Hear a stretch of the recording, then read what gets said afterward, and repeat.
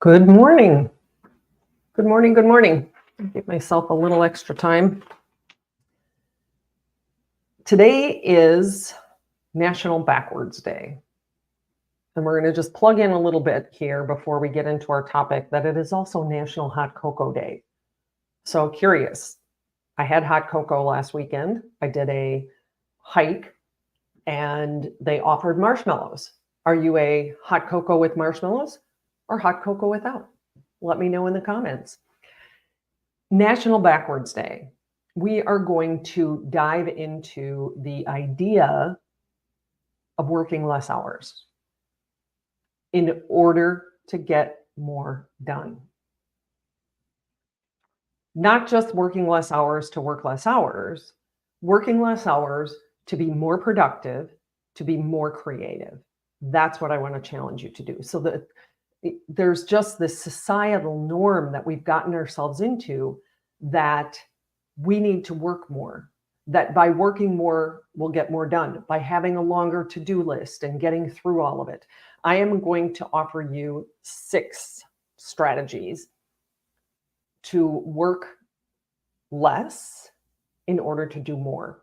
Now, there is a study that, or a book actually, Rest, Why You Can Get More Done When You Work Less by Alex Soo-Jung Kim. And I haven't read the book yet, but I think I'm going to, and I love the ideas, and he talks about how rest can make you more productive and make you more creative, that by overworking too much, if you do it for a week or two, and I was told this by a manager when I worked at Hewitt Associates, shout out to Gina Baxter. We were required to work 48 hours a week.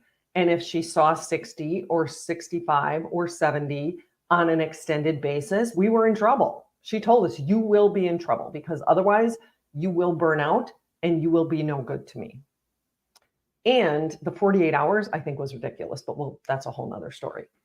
So there's a lot of neuroscience that goes behind that really supports this idea that by giving yourself more rest, and we're going to talk about the type of rest, that's number 6 that I'm going to share with you, that the type of rest is critical.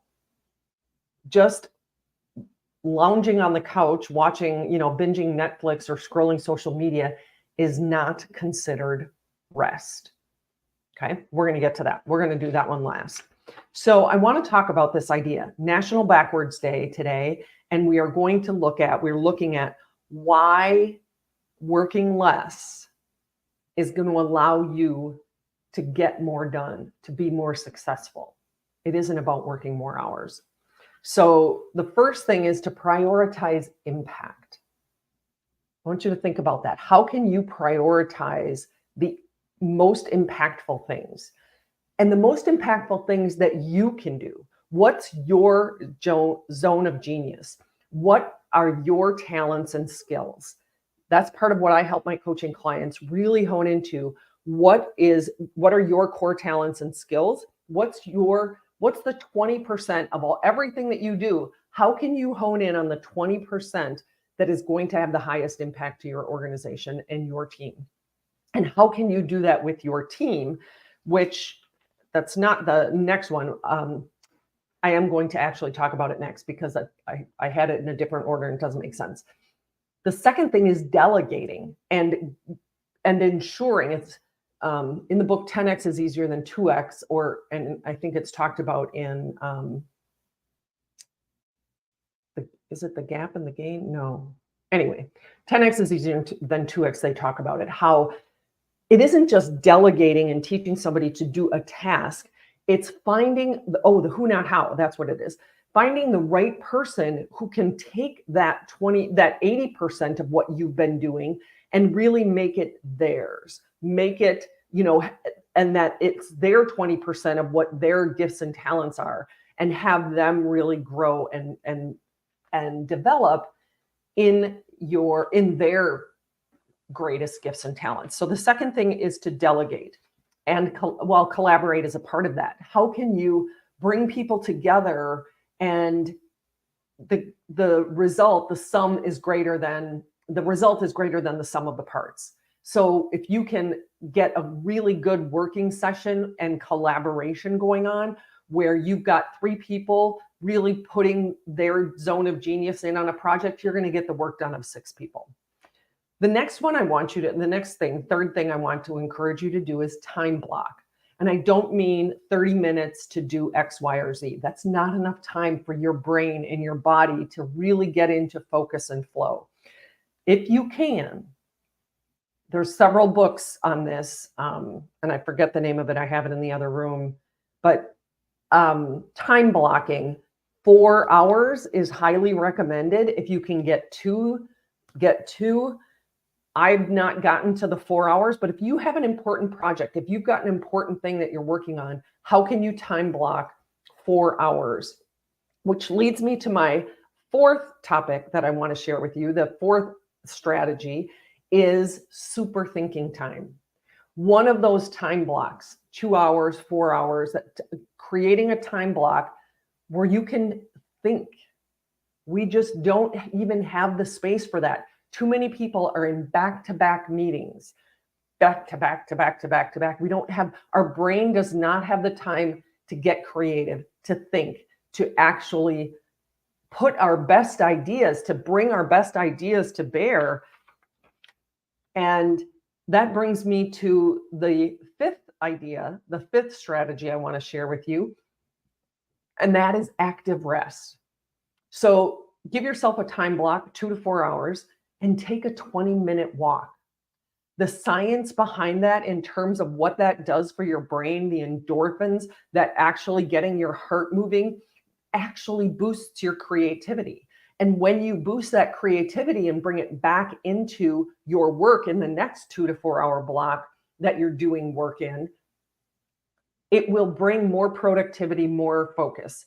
I want to share a story with you about that, that active rest. I have a friend who I had a conversation with. I was on her podcast. And as a result of our conversations, she took my challenge and she decided that she was going to stop working every day at 4:30. She was in the habit before that of working after she put her daughter to bed up until about midnight every night of the week, almost every night of the week. And so she was putting in a full day, 8 to 4, 8 to 5, whenever her daughter got home. And then 7:30, 8 o'clock, she worked till midnight. She decided to stop that. And she started doing puzzles and starting doing some other things. And she found that she is more focused, more productive in the hours that she's blacked out. So every day now she finishes at 4:30. 4:30, she's done. She does not work after she puts her daughter to bed anymore. It sort of shocked her husband. He was like, oh, we're into puzzles now? Is this more important than your work? But she's getting more done. So active rest, doing puzzles, active rest. Scrolling social media is not considered active rest. Binging Netflix is not active rest. Going for a walk, going for a bike ride, doing some yoga, reading a book even could be. But can you get some active rest? And then the last thing that I'm going to suggest to you is celebrate your successes. So how can you make sure that you're taking time? And in the book, 10X is easier than 2X, what they suggest is that at the end of every day, you document, write down, because the process of actually putting pen to paper triggers something in your brain.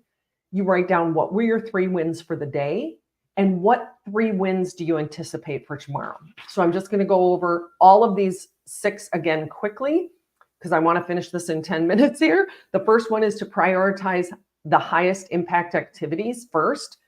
The second is to delegate and build up and grow your team so that they're focusing on their zone of genius and their talent.